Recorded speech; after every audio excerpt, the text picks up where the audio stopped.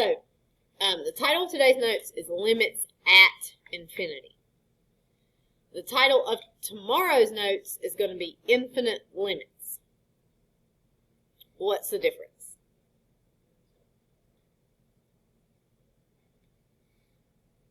We're looking at limits at infinity. X is going to approach what? Infinity, or it could be negative infinity, right? So today we are looking at limits as x approaches infinity. So this is more or less your end behavior of the graph, because we're looking at where x approaches infinity way over here on this side, or x approaches negative infinity way over here on this side. So we are looking at what happens on the ends of those graphs. Okay? Infinite limits means that your answer is infinity. Those can happen on the ends, because we certainly can have graphs that go to infinity or negative infinity on either end. But they can also be in the middle of the graph, right? Because anytime we have a vertical asymptote, we're going to have a limit that is going to approach infinity or possibly negative infinity, just right there in the middle of the graph. It could be x approaches 2, and we could have limits where our answer is infinity.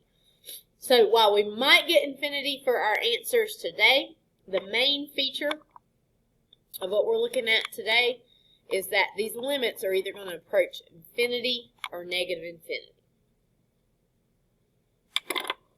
And it is important to remember that that's the only time that this rule we're about to learn applies.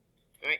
So it tells us if R is a positive rational number and C is any real number, then the limit as x approaches infinity of C over x to the R power equals 0, or same thing is true for negative infinity, as long as x to the R power is defined when x is less than 0.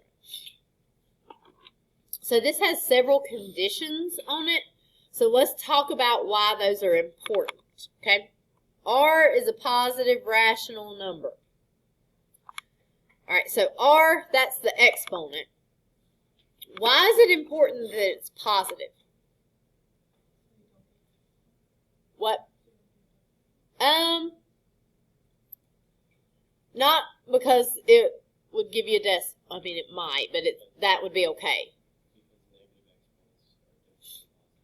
All right, so if I have a negative exponent, if I have like 1 over x to the negative 3, what do we do with negative exponents? We move them back up to the numerator. So if we have negative exponents, we really don't have a number divided by x to a power, right? What we have is just an x to the third power, and that's going to behave differently than 1 over x. So that's why we have to have a positive number here. Rational is just important so that we don't get, you don't want irrational numbers there as powers, because that cannot be executed properly. C, here's another condition. C is any real number. So this C right here in the numerator, that C, it does not have a variable with it, right? It is just a constant number. It could be any number as long as it's real. You just can't have imaginary numbers there, because obviously that is going to create some issues. And then why do they add this last thing? X to the R power is defined when x is less than 0.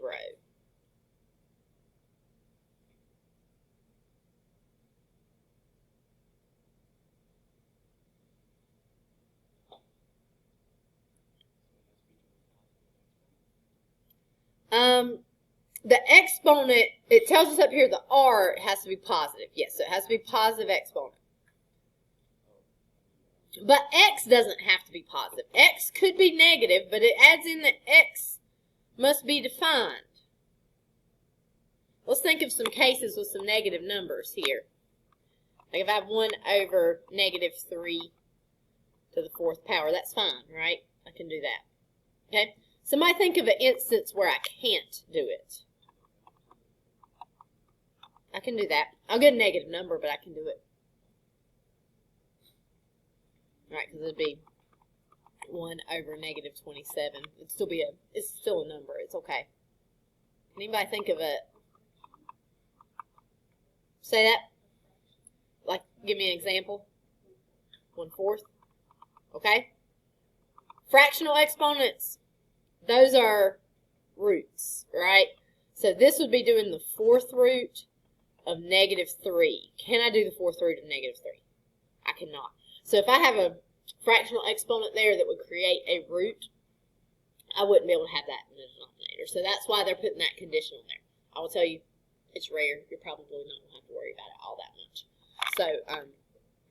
So that's the conditions on here. But the idea here is if you have a number, any number, divided by x to a positive power, over time, that value is going to get closer and closer and closer and closer to 0, right? The most simple one to think about is 1 over x, right?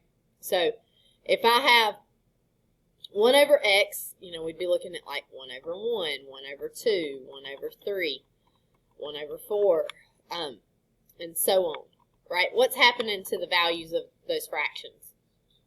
They're getting smaller. I have to tell you guys about I told you about my experience at the Walmart deli with my fraction issue. Oh. No, that happened this summer, so I didn't do it last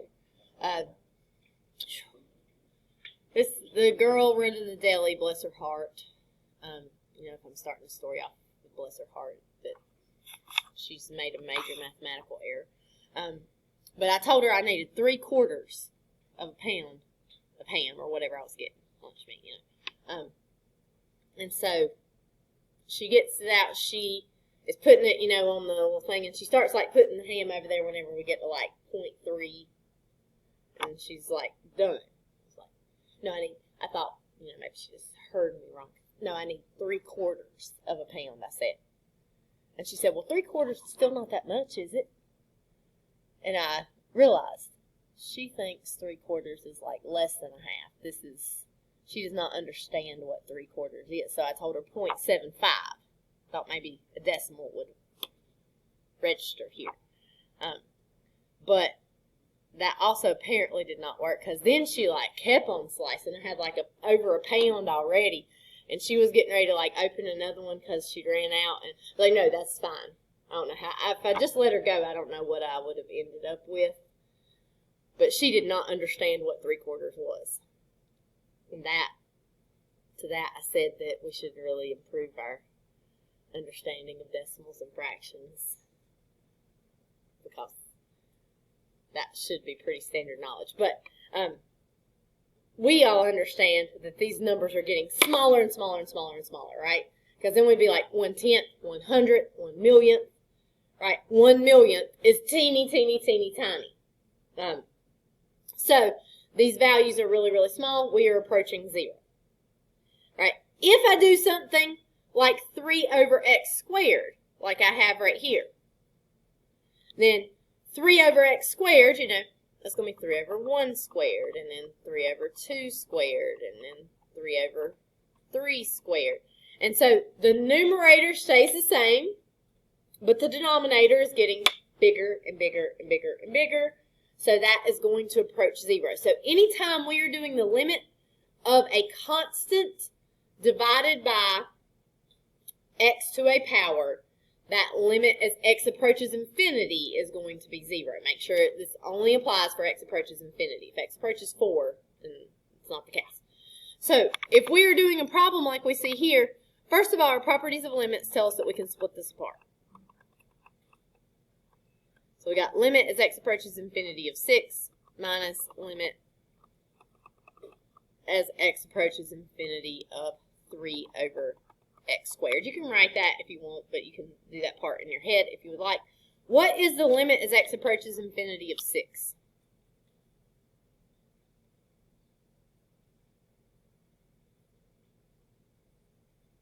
What do you guys think? Is there a variable to plug in for there? There is not. So this is just 6, 6, 6, 6, like it's repetitively 6 forever. Right, so it is 6. If it was 6x, it would be infinity, right? Because you would, and that would change what we would have. But the limit as x approaches infinity of 3 over x minus over x squared, that is going to be 0 because we've got a number over x to a power. So that would be 0. So we would just get 6 for our answer.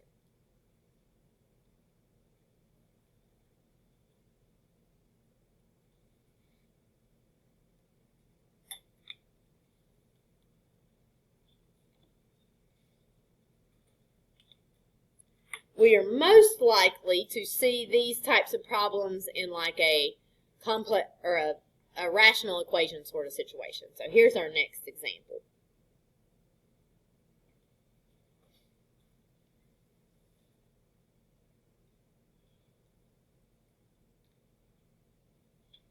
All right, I taught you guys how to do this last year. There is a shortcut. You might know the answer to this. Don't tell us how. Just tell me the answer if you know it. Okay. Yeah. Don't tell us the shortcut yet, because I need you to know both ways. Huh? Okay. I need you to know both ways how to do this problem. I need you to know the long way, because there will be a few questions where you have to be able to do it the long way. But there will also be times when we can use the shortcut.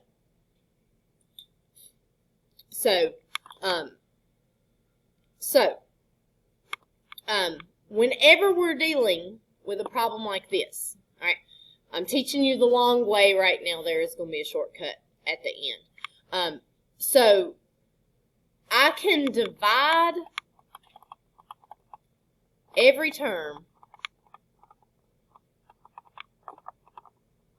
by the term with the highest degree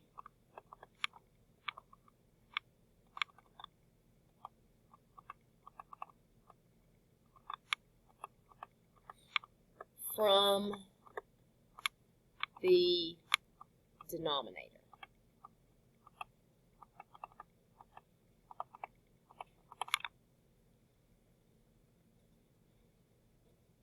So, if I divide, in this case that would be x, that's our highest degree, just x to the first power. If I divide every term by x, top and bottom, that's legal to do because it's just like you've multiplied by 1 over x in the top and 1 over x in the bottom. So it doesn't change the value of your function. So now I got the limit as x approaches infinity of 2x over x is just going to be 2. And then 1 over x. And then x over x is just going to be 1. And 1 over x. Now, I am not going to write this every time, but I'm going to this time just so we understand where the properties of limits apply here. The properties of limits tell us that we can do the limit of the numerator divided by the limit of the denominator. They also tell us that we can split up, if we've got two functions added or subtracted, we can do those limits separately.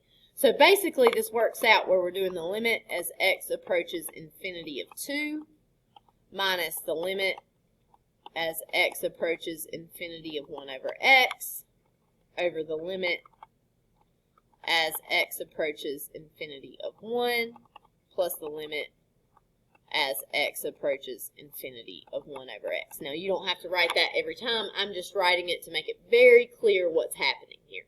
We are taking the limit of all 4 pieces of our function here. So whenever we do this, what is the limit as x approaches infinity of 2? It is 2. If we have a constant, it's just that value. What about 1 over x?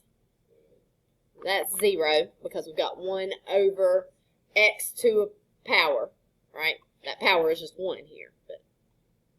But limit as x approaches infinity of 1 is 1.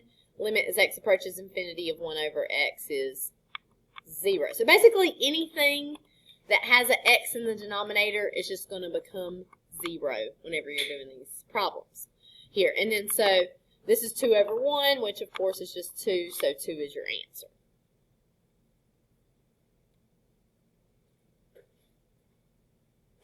No.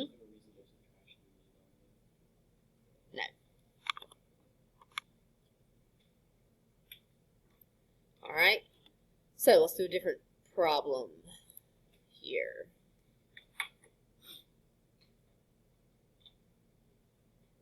Give me a second to write that one down. We got the limit as x approaches infinity of 3x minus 1 over 2x squared plus 5.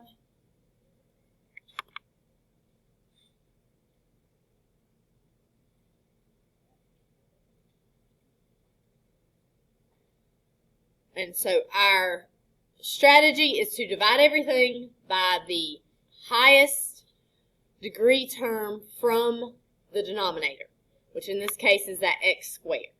So we're going to divide everything by x squared. So that will give us 3x over x squared. One of the x's will cancel, so we'll just have 3 over x. And then we'll have 1 over x squared here. Both of the x squareds will cancel here, and we'll just get 2. And then we'll have 5 over x squared. So I'm not going to write it like I did last time because that was just overkill to make sure you guys understood what I was doing. I'm going to take the limit of each one of these pieces separately. So what is the limit as x approaches infinity of 3 over x? 0. What about 1 over x squared? 0. 2, 2, and 5 over x squared, 0. All right. So we end up with 0 divided by 2. What is 0 divided by 2? 0. So 0 would be our answer. Okay. All right, let's try another one here.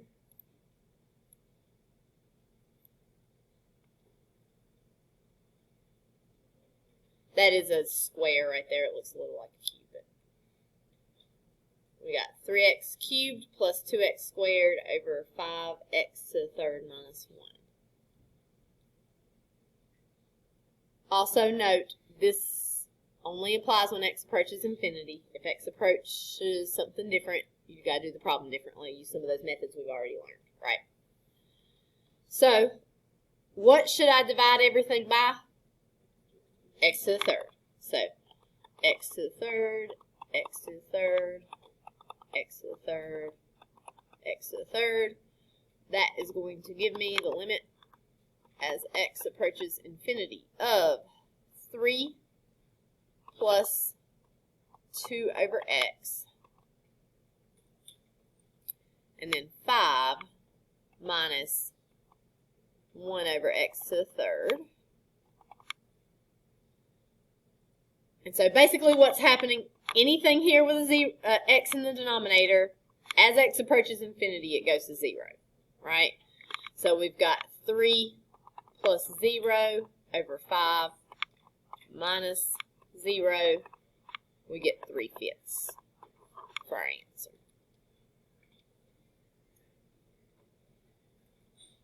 Okay, here. All right, here's another one we need to look at.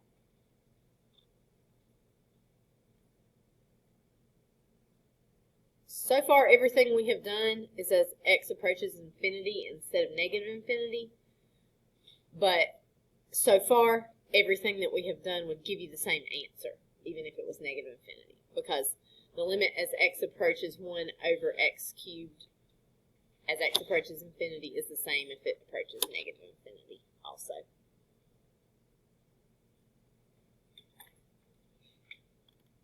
Five, it would make a little bit of a difference.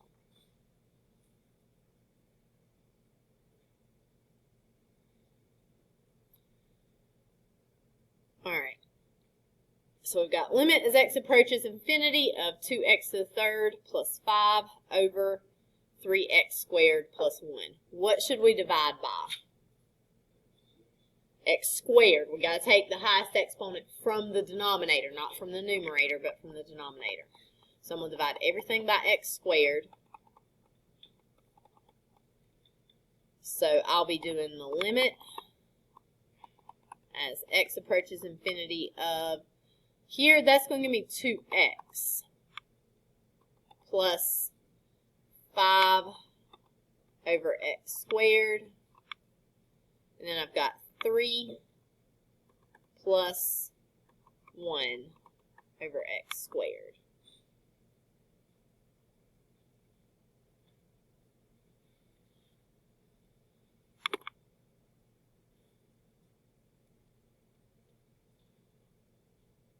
Now, this one is different than any of the other ones we've done before because everything we've done before, we got constants or we got 1 over something with an x in it. That didn't happen right here. I've got a 2x.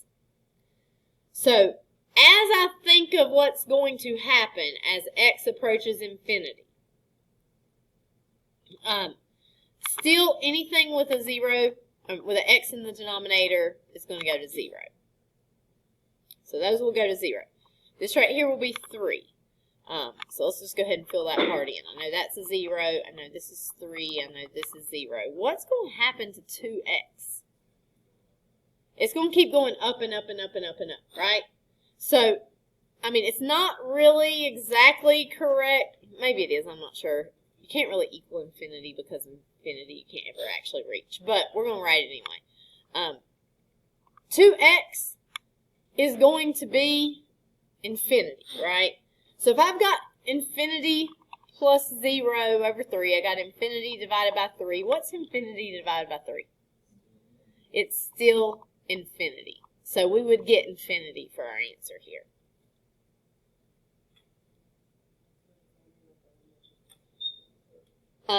Yeah, it does mean the limit does not exist. Sometimes that will be the answer that they are looking for, is limit does not exist. Sometimes they may be looking for a specific answer like infinity or negative infinity. So it just depends on either one. Infinity or does not exist would be acceptable on free response if they don't specify. Multiple choice, they would, whichever one is there. They won't put both there. All right, question. What would have happened? Here's a what if for you. If that had been a negative 2x to the third. This would be a negative infinity, which would make that negative infinity, which would make this negative. You did it wrong if there's a 0 in the denominator. Because you should divide by the highest exponent in the denominator. So, like, for example, if we divide everything by x to the third here, you would get a 0 in the denominator. So that's why we don't divide by the highest exponent from the numerator. We divide by the highest exponent from the denominator. So if you do that correctly, you should never get a 0 in the denominator.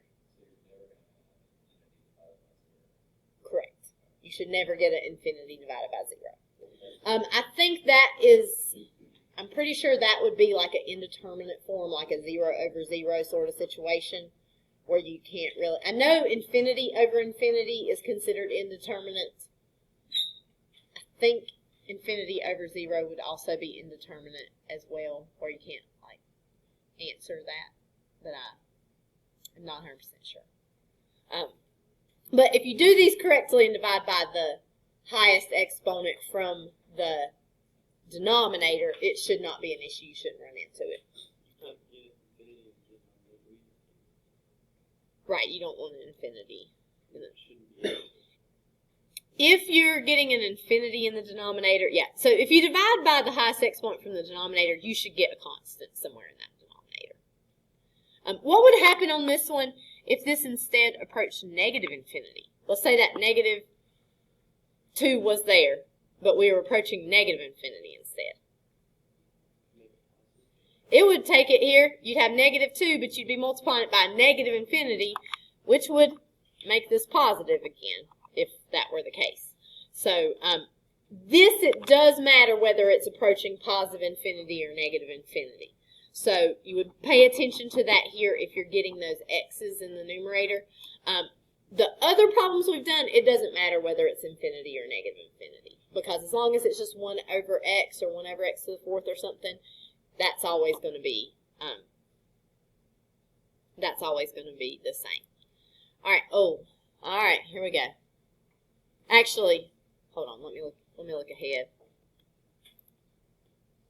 All right. Before we go to these next problems, let's make some quick conclusions and talk about a shortcut for these types of problems, because the shortcut does not work on the next problems. So, Connor, how did you get the answer to on that first problem without working it out?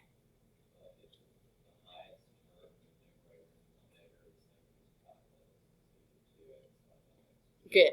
So you just divided these coefficients, because if you see what happens when we divide by x, we just end up with that 2 over that 1.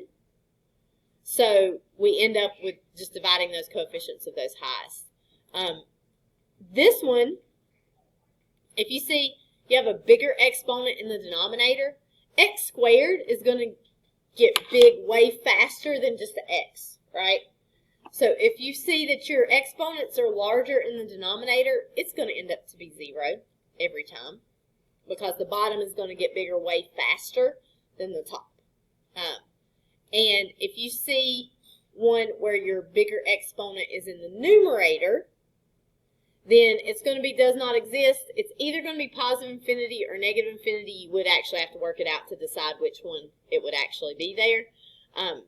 But the top is going to get bigger much faster than the bottom in that situation. So there is a shortcut that I teach students. I think I taught you guys last year, maybe. I hope, but there's a chance I didn't. Bobo, Botno, eats DC. Okay, so this crazy saying is bigger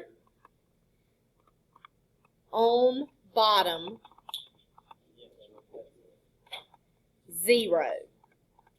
So if you have the bigger exponent on the bottom, you're going to get 0. Bigger on top, not 1. When I say not 1, we're thinking D and E. Right here, that limit does not exist. Exponents are the same, divide coefficients.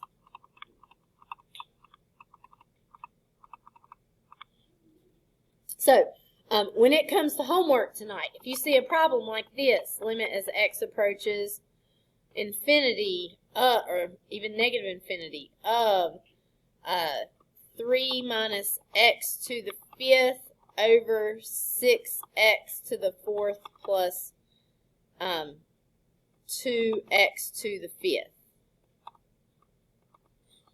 Okay? You could work it out like we've just done the other problems, but you can use the shortcut. So which situation do we have here? Bobo, Botno, or eats DC?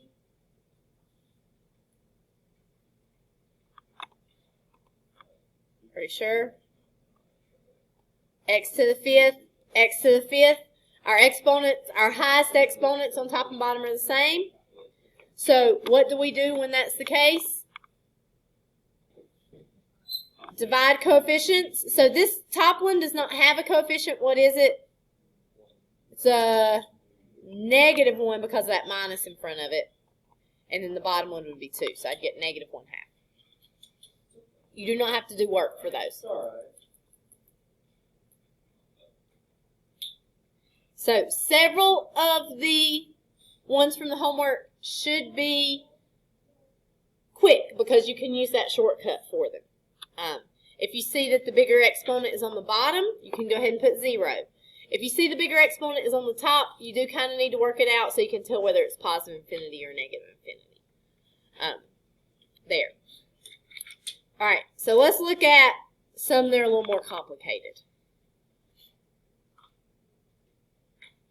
So we got the limit as x approaches infinity of 3x minus 2 over the square root of 2x squared minus 1.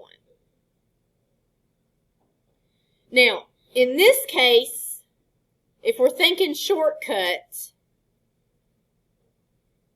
do we have bigger exponents on top, bottom, or are they the same? More or less, they're the same. Although, when we have square roots,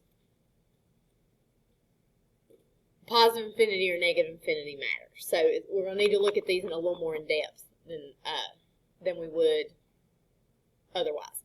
So, so what we're supposed to do is we are supposed to divide by the biggest exponent from the denominator. In this case, that is x squared, right? But when we're doing this, that's all underneath our square root, right? So when we divide the numerator, there is no square root there. So what we're going to have to divide by is the square root of x squared.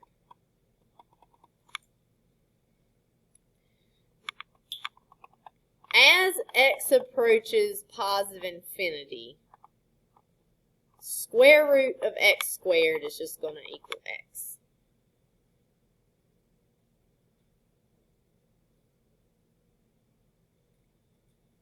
Okay, so when we have that square root of x squared here, it's going to look like this. 3, I'm sorry, bigger. Just a 3, right? Because square root of x squared is x, those will cancel. Minus 2 over x. And then here, this will be underneath the square root. We'll have 2 minus 1 over x squared.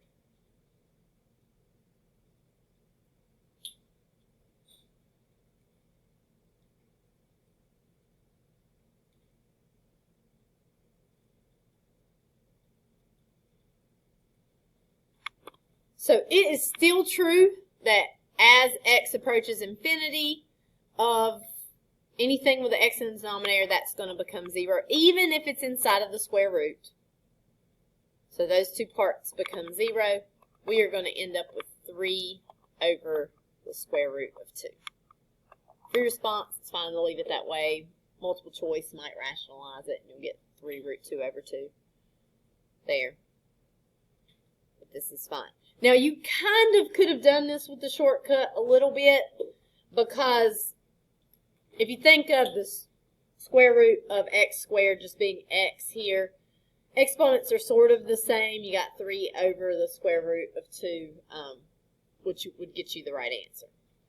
When this becomes different is when you have a question like this. This example 7 is the exact same as the problem before, except for this time the limit, as we're looking at limit as x approaches negative infinity.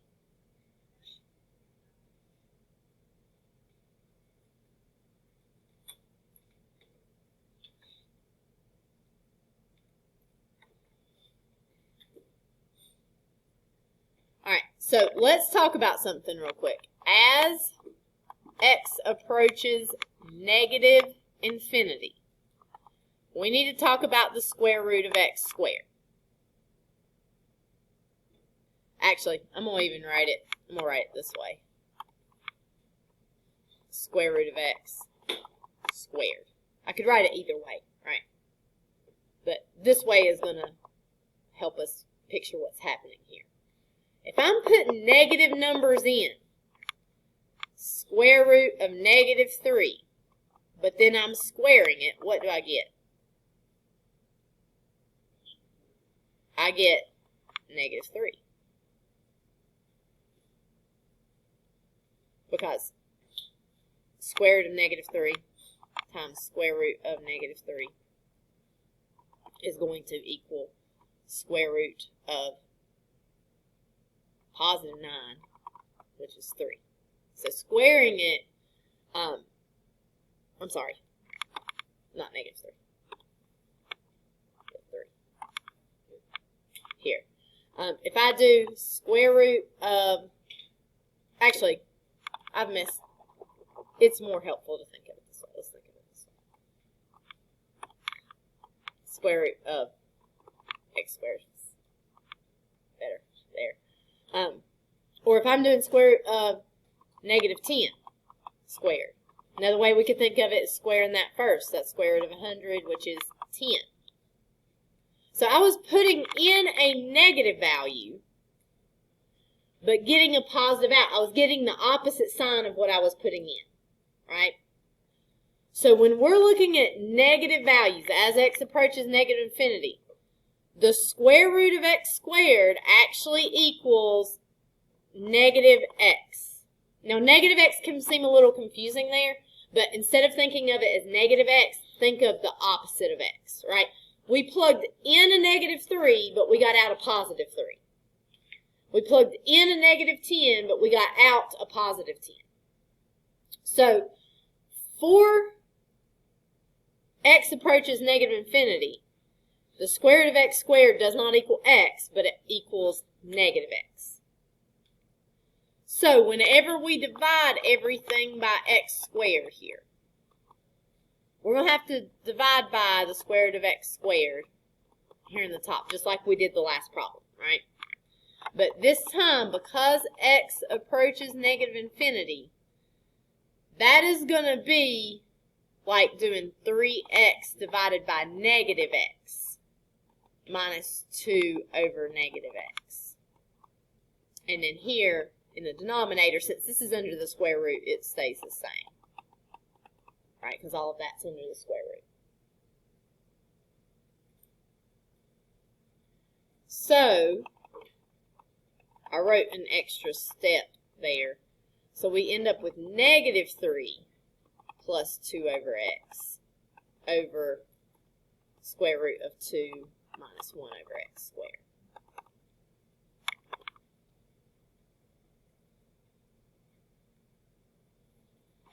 So, this still becomes 0, this still becomes 0. We will get negative 3 over the square root of 2.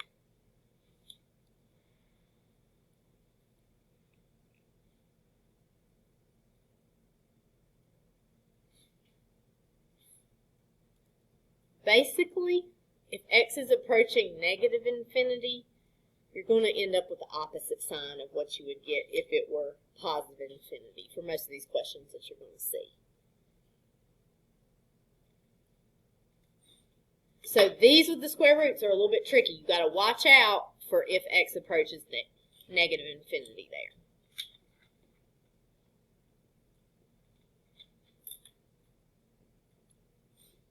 Are we okay here?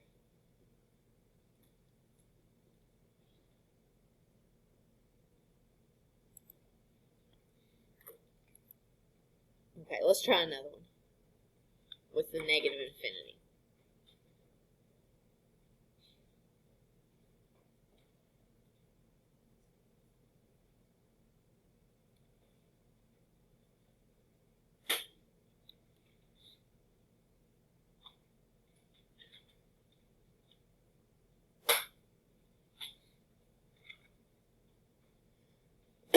All right, so like the last problem, we need to divide everything by the square root of that x squared. Now, in the denominator, it's all under the square root. So we're just dividing by x squared. In the numerator, we're dividing by that square root of x squared.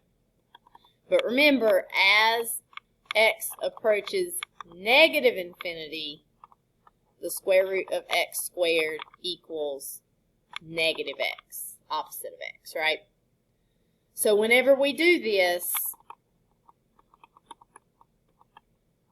that is 5x over negative x plus 1 over negative x. And then here in the square root, we'll just have 1 minus 3 over x. And I'm writing every step there, so just because I want you to really see that that square root of x squared becomes a negative x there.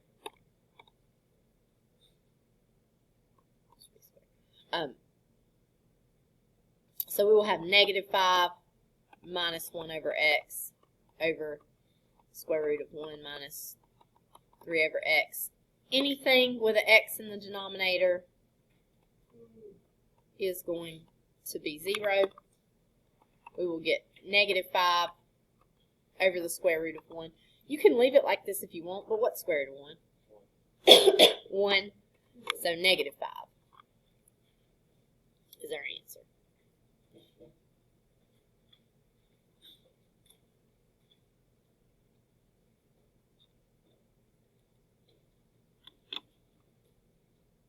Okay, questions?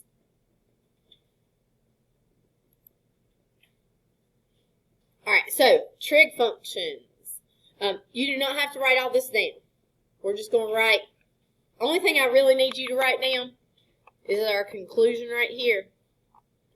Limit as x approaches infinity of sine x over x is just going to equal 0.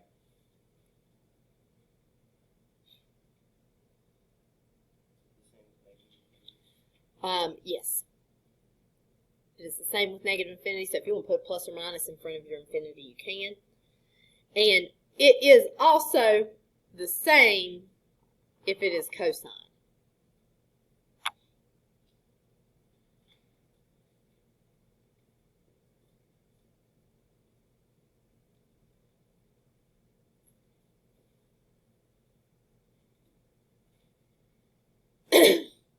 So this other stuff that I have written down that you don't need to write down right now because I was just walking you through why. What is the lowest value we can ever have for sine of x? It is negative 1. Correct? What's the highest value we can have for sine of x? It is positive 1. So it would make sense. Sine's lowest value is negative 1. Its highest value is positive 1. So sine x over x is between negative 1 over x and 1 over x. Okay? We know the limit as x approaches infinity of negative 1 over x is 0. We also know this limit would be 0. So we can say then by the squeeze theorem that the limit as x approaches infinity of sine x over x also has to equal 0. So the way I usually tell students, sine and cosine functions are not constants, but they are going to be very, very, very small values, right? Because sine and cosine are just between negative 1 and 1. So we treat them like they are constants, right? So if we see a problem that looks like this one right here, okay, sine of 3x over x.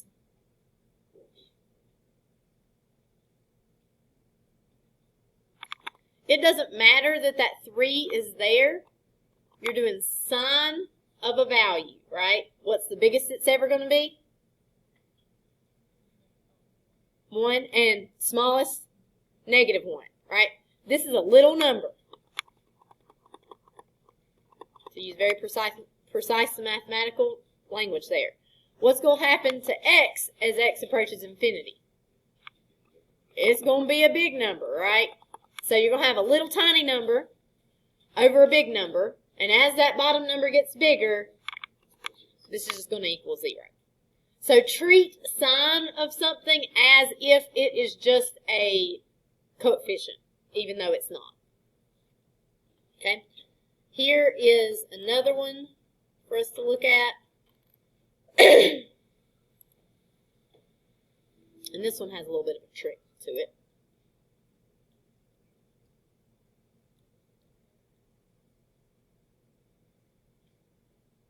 There are a couple ways we can do this problem. We could do like we've done all the other problems and divide everything by the highest exponent from the denominator. Right? Divide everything by x. If we do that,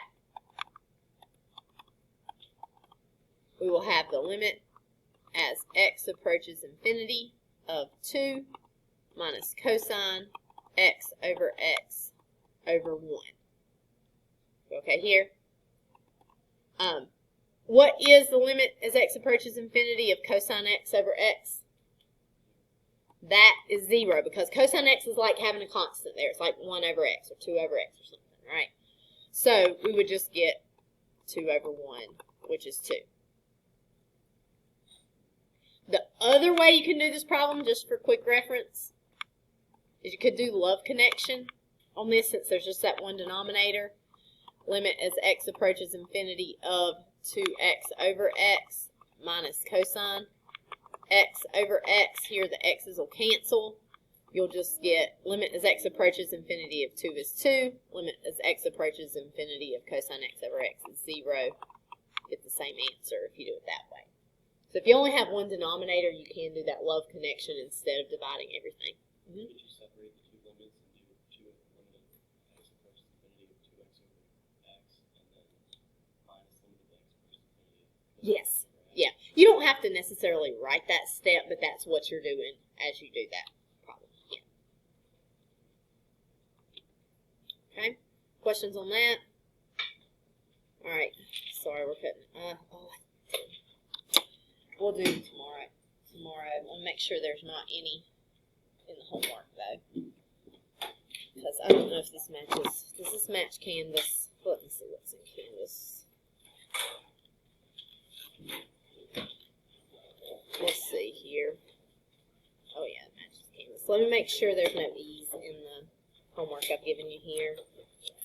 We need to do some E's, but we'll do them in the warm-up tomorrow. 1 through 6. Okay. One thing I didn't point out enough in this note: limit as x approaches infinity of f of x gives the horizontal asymptote. Right, because it shows as x gets bigger, what's happening to this. So 1 through 6 is going to be matching, and it gives you graphs. You can do the limit as x approaches infinity to find those horizontal asymptotes on the end. Also use what information you know about vertical asymptotes to help you there as well. And then let me make sure 13 through 35. Yeah, those are fine. I didn't put any E's in there. Keep in mind, you can use that shortcut, so you don't have to show work on all of those, okay? So when you get to 13 through 35, not all of them, but some of them will be ones you can use that shortcut.